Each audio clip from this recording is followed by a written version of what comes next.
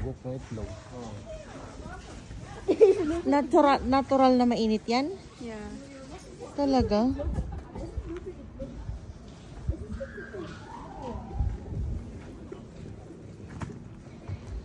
Amoy itlog nga. Saan galing yung mainit niya?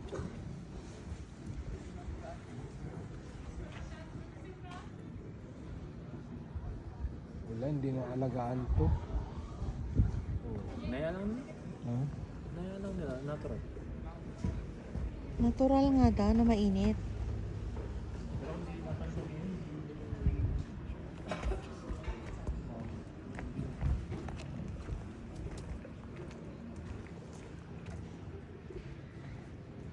Kasi ang tubig nito sana umaalis eh. Oo, nasa baba, di ba?